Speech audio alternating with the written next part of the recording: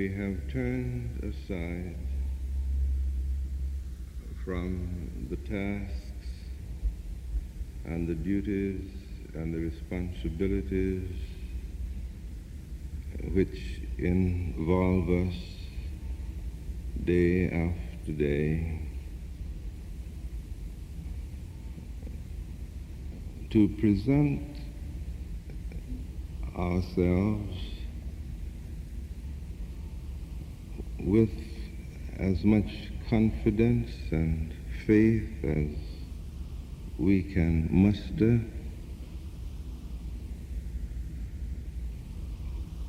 hoping that in thy presence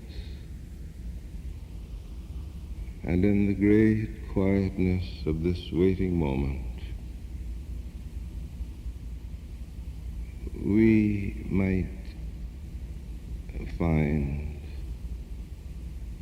the measure of deep and inner peace without which the enterprise of our private lives cannot be fulfilled.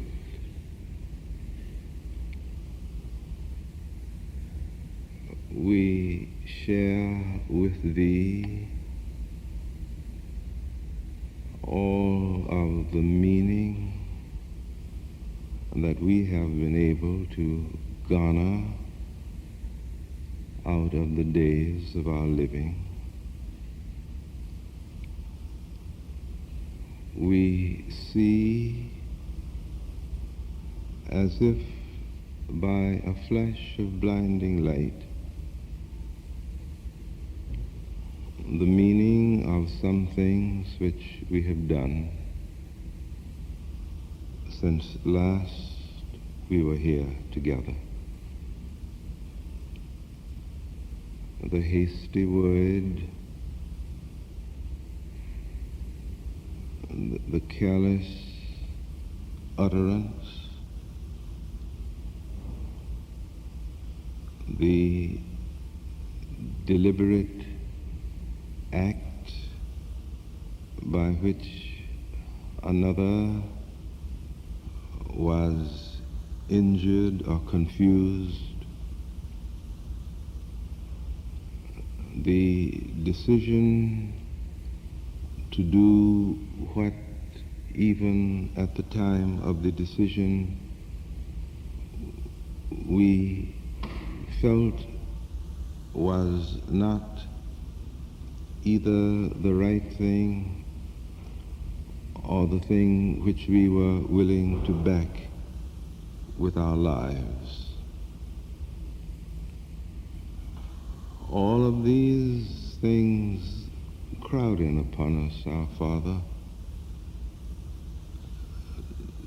to be sure that what we say in thy presence and what we feel in thy presence will be honest and clear and sincere.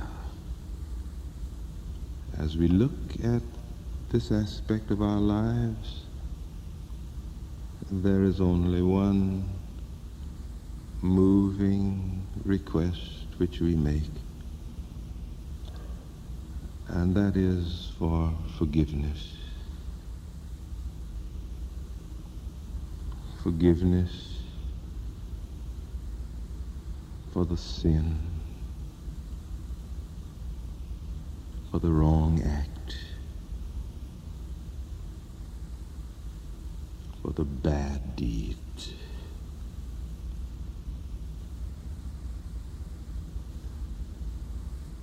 Forgiveness, our Father.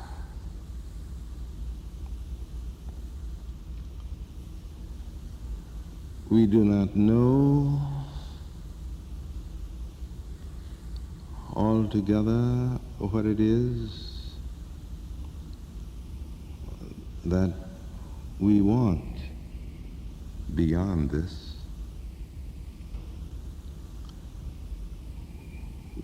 we see our lives, the goals which we have set for ourselves, and as we wait now in the quietness, and these goals are weighted and held in tender balance before thy scrutiny and thy caring, we see them in a new light. And we trust that somehow, as we move into the tasks that await us, the radiance which we sense now will cast a long glow to guide us in tomorrow's darkness. We are mindful also of all kinds of needs in the world. Those needs which are close at hand and about which we have had some superficial concern. We have met them casually out of the richness of our own sense of surplus. There are those other needs at which we have not dared to look, our Father, because we fear what our response to such needs might make us do or become. We might find all of the careful plans of our lives upset, and the goals which we have put in focus thrown out of line or discarded, because as we look into the depths of certain needs,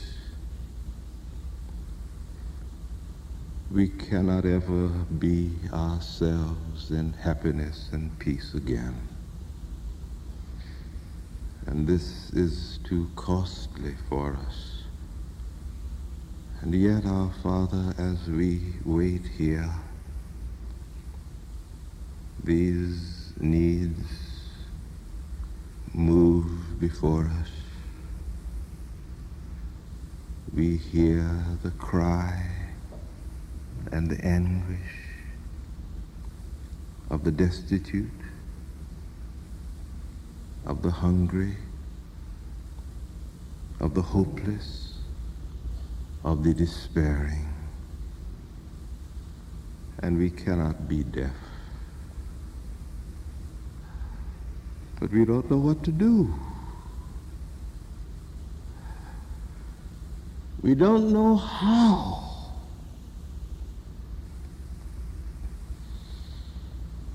to give.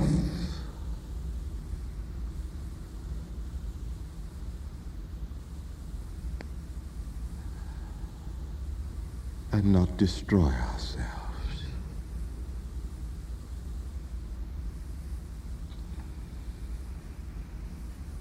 Oh God,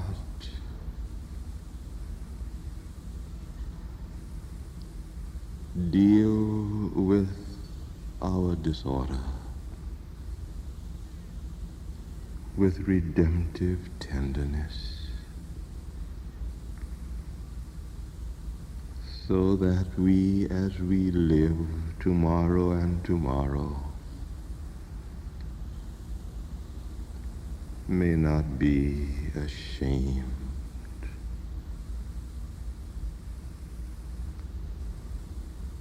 of thy grace that has made our lives move in such tranquil places.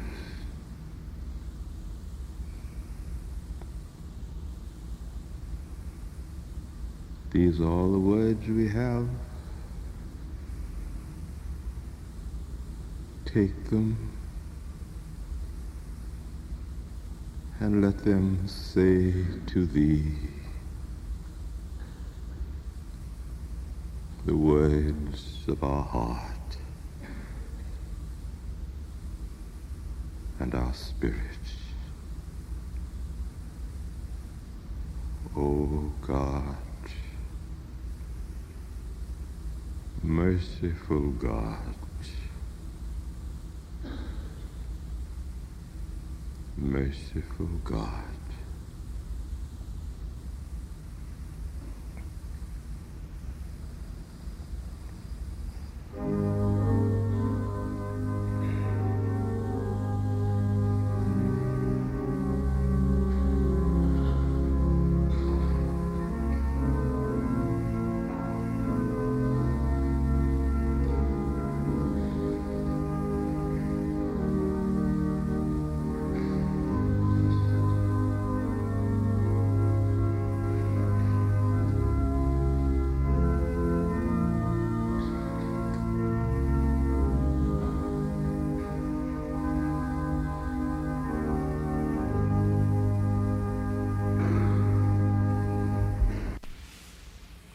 Quests of the human spirit as background for laying the foundation for our thinking together for the next few weeks. Will you listen to these words? A ceaseless search like the ebb and flow of oceans marks all man's days. For him no rest, no rest. The fever in the blood is answer to the temper of the mind. When time was young, just learning how to walk, it placed its stamp on the single cell, which gave a slant to all that lives today or yesterday, no matter when. A ceaseless search like the ebb and flow of oceans marks all man's days. Is there some point, some place of rest to bring an end to all man's quest? Something that does not fail? Something that lasts beyond all things that pass when shadows thicken and the lights grow dim? Some worldly hope that gives retreat from all the winds that beat upon the world? Some sure attachment to another's life that stands secure against all change of mind or heart? Some private dream where only dwells the purest secrets of desire? All these must fade, all these must pass away. There is a sense of wholeness at the core of man that must abound in all he does, that marks with reverence his every step, that has its sway when all else fails, that wearies out all evil things, that warms the depths of frozen fears, making friends of foe, making love of hate, and lasts beyond the living and the dead, beyond the goals of peace and the ends of war. This man seeks through all his years to be complete and of one piece, within, without. And then this from Robert Bridges: man born of desire cometh out of the night, a wandering spark of fire. He striveth to know, to unravel the mind. He wills to adore. He dreameth of beauty. He seeks to create fairer and fairer to vanquish his fate. Such is man. I begin this morning by undertaking to lay the foundation for our thinking about the quests of the human spirit.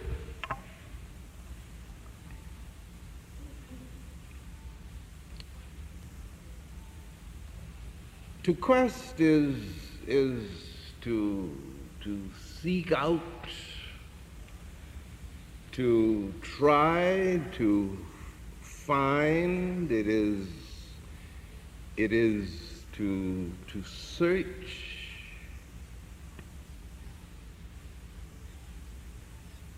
It is to bring into focus a goal or a purpose, and to put at the disposal of such a goal or purpose the cumulative resources of one's life.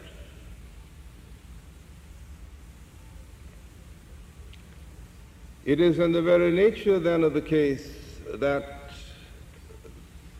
a quest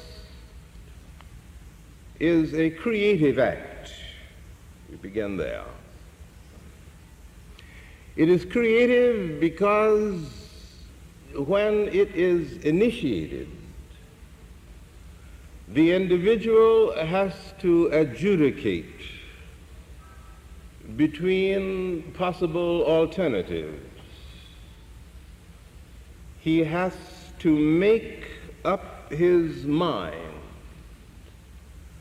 by a series of efforts which result in the elimination of those things which present themselves as worthy of the questing, but for reasons that may be personal and private and intimate, they are rejected, and one thing is lifted out above all the rest.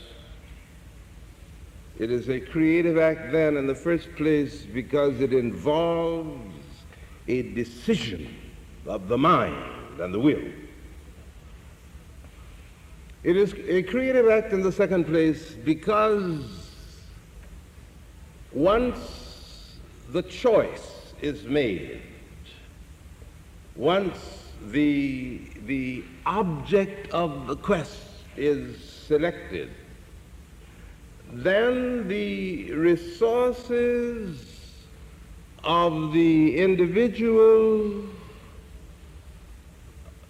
slowly sometimes and sometimes dramatically are organized and made available to the individual as the raw materials of the energy which he needs in order to pursue the quest. And this particular act on the part of the mind or the personality is important because of what it suggests about how man is put together in the first place. He has memories, and these memories at some far off time in the history of man were not memories as we know them. They were just impulses shooting over the nerves, registering their impact as the individual encountered various aspects of his environment reacting to various situations, and as these became cumulative, the mind then began to have a sense of the history of man's experience with life, so that at any particular moment,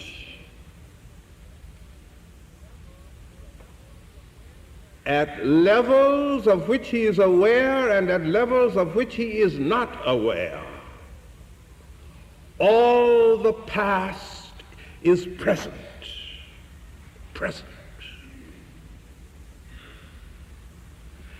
And this means, you see, that what we are saying when we say that a man is conscious is that he is aware of the past as a part of the living stuff of the present, so that when he brings to bear the resources of his personality in an effort to make it possible for him to realize his quest, what he is really doing is actualizing his potential. What he is really doing is putting at the disposal of a specific act or a specific goal the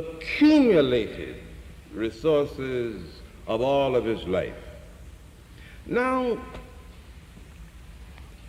the goals, the objects of our quest, very often are not our own. How can I say this? Sometimes they are a reflection of what we think we ought to want. Sometimes they are a reflection not of what we really want to see, but they are reflections of our love for someone whose desire for us we embrace and act upon it as if it were our own.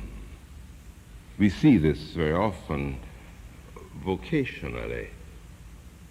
Sometimes you talk with a man who is in the last stages of his personal equipment for the realization of a quest which will be for him an enduring one vocationally.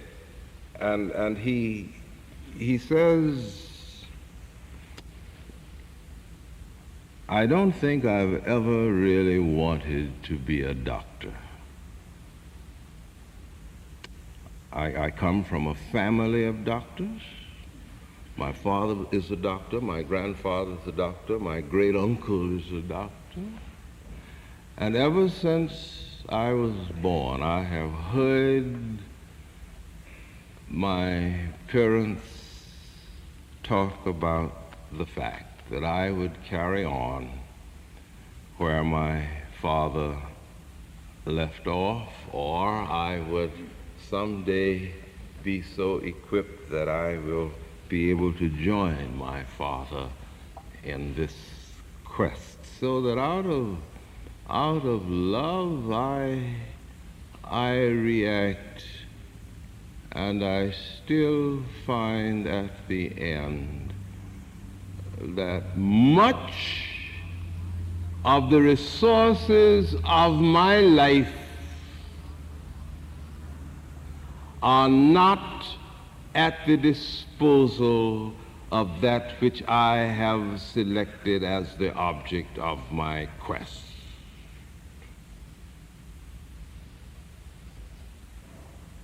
So I may go on and become, let us say, a very good doctor, a very worthy doctor, an excellent healer of diseases, if that is how the vocation is defined, and yet something deep within me remains untouched,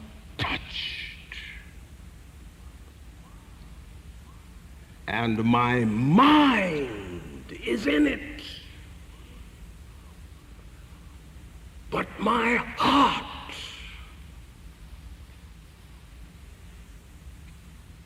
refuses.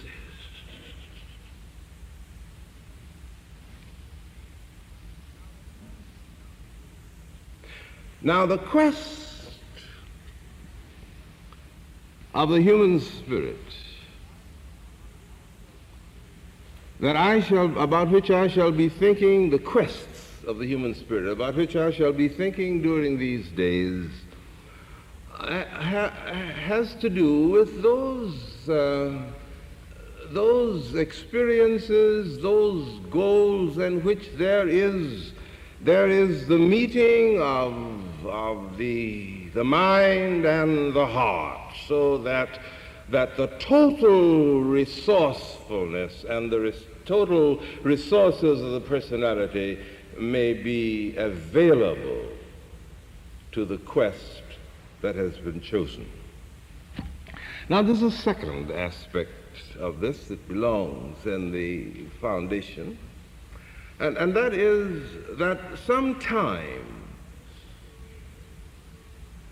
an individual is so fortunate, and I think this is the right word, that he does not have to go through the experience of making up his mind, of making the choice. It is as if something, I don't quite know how to put this, but something outside of him seems to lay hold on him. And he doesn't know when he knew.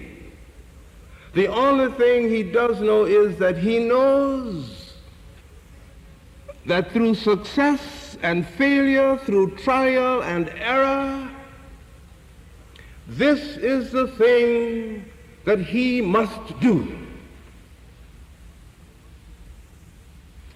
If I may be personal about this,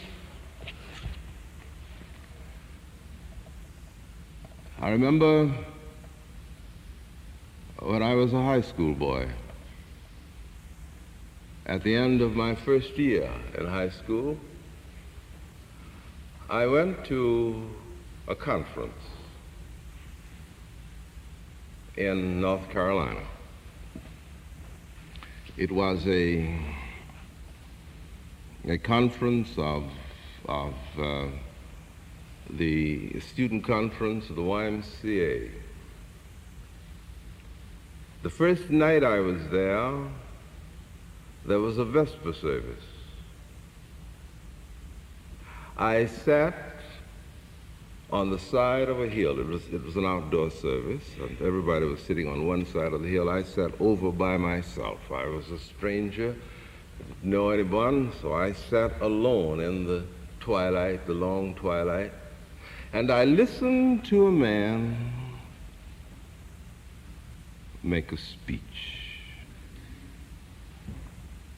I don't know what he talked about now. I don't know what he said. But as I listened to him, I knew what would be the area and the meaning of my life quest.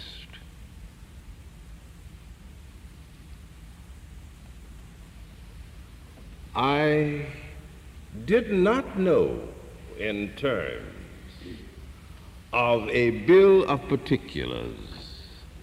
I could not spell it out in terms of precise goals,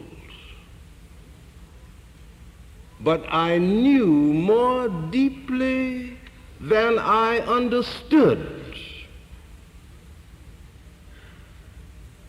Then 3 or 4 months after that, I wrote the man a letter telling him about my experience that night. And he answered, I shall always remember this, 2 pages, single space. It was the first typewritten letter that I had ever received. And I carried this letter in my pocket. And you will be embarrassed. I mean, I should be embarrassed, I suppose, to say it, but I carried it in my pocket through the rest of high school and for 4 years in college. I changed envelopes, I don't know how many times,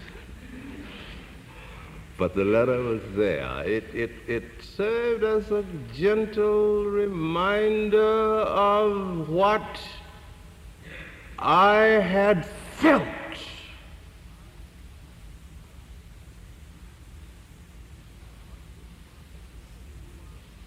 But it was years after,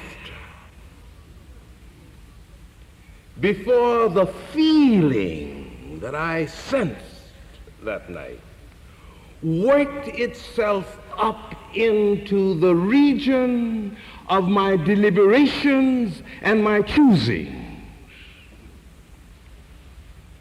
Now, sometimes that happens. All of this is to say that the quest is a creative thing, and sometimes it is the response of the individual.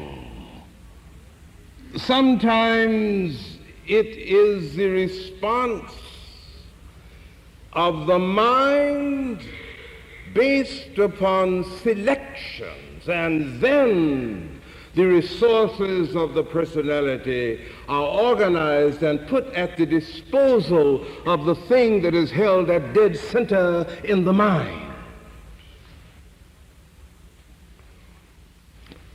Now there is something else that needs to be said.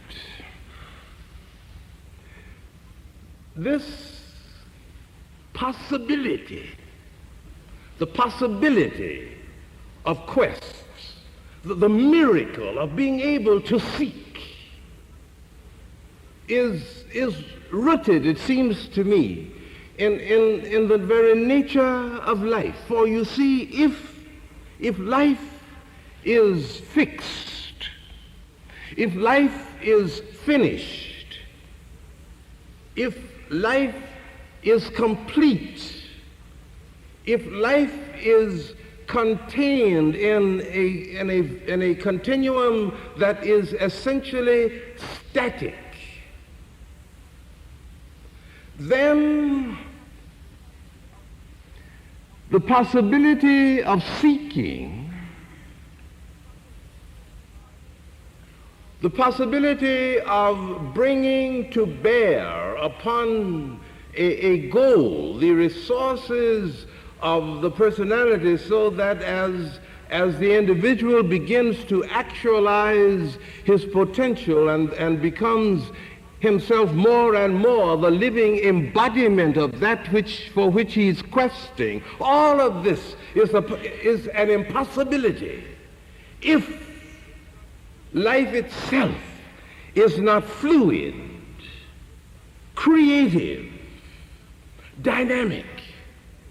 Now, if it is true that life is fluid and creative and dynamic, then it becomes a reasonable thing to say that the time and the place of a man's life is the time and the place of his body. But the meaning of a man's life is as eternal and as significant as with all of him, he wills to make it. Now let me repeat this. If life is dynamic, fluid, then it is a reasonable thing to say that the time and the place of a man's life is the time and place of his body. But the significance, the meaning of his life can be as eternal and as creative as with all of him he wills to make it. Therefore,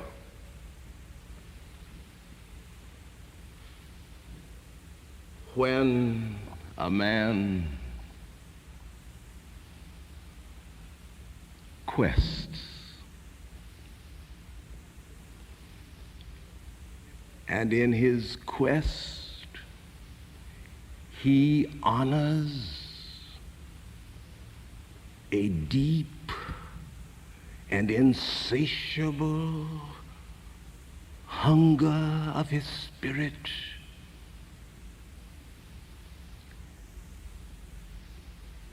and in response to that hunger, he more and more begins to feed it with all the raw materials of his stuff.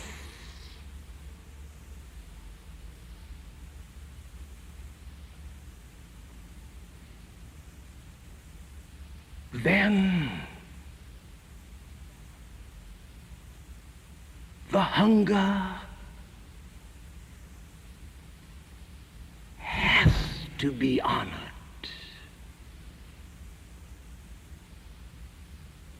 By life, and I think by God. So the Master says, if you hunger, hunger, hunger. If you thirst, thirst for righteousness. This is the nature of life, that you will be filled. That this is a kind of world in which the riding possibility is always present. If a man is able to bring to bear upon even the stubborn and unyielding and recalcitrant stuff and contradictory stuff of life,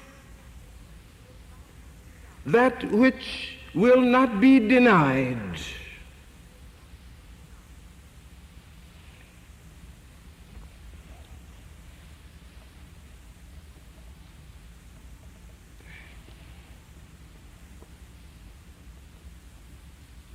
he will find. I wonder if you believe this.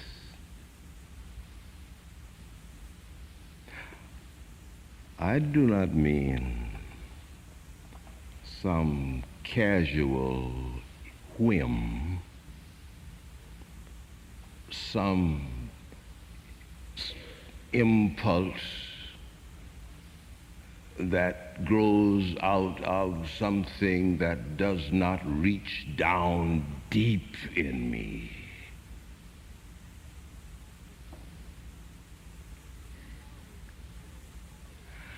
For, you know, it may be that I cannot seek for something that I do not have already. This may be it. So a man said to the Master, will you please help my son. There are times when he seems to be possessed and he throws himself on the floor and he writhes as a madman.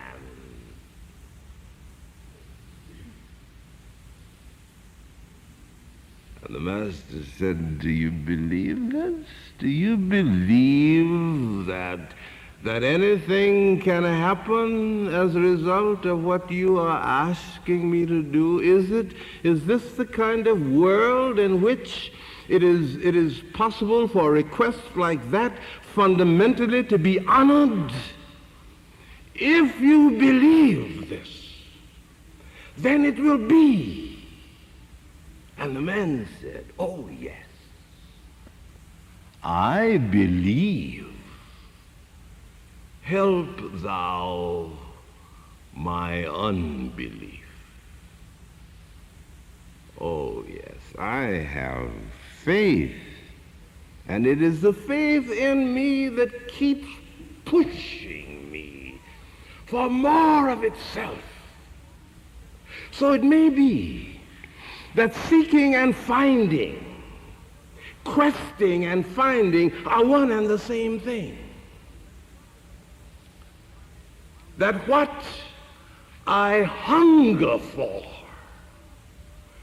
grows out of what I am aware of as the most real thing in me already. And it is this that multiplies itself until I am consumed by it,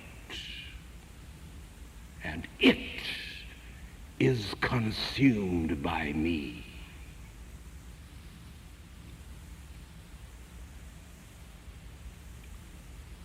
The time and the place of a man's life is the time and place of his body. But the meaning of a man's life is as eternal and as significant as with all of him he wills to make it. And we shall see in the days that follow what this means. Walk beside us, our Father, and leave us not alone, either to our strength or our weaknesses, but yield to us what we need in order that we might be that which is thy dream for us.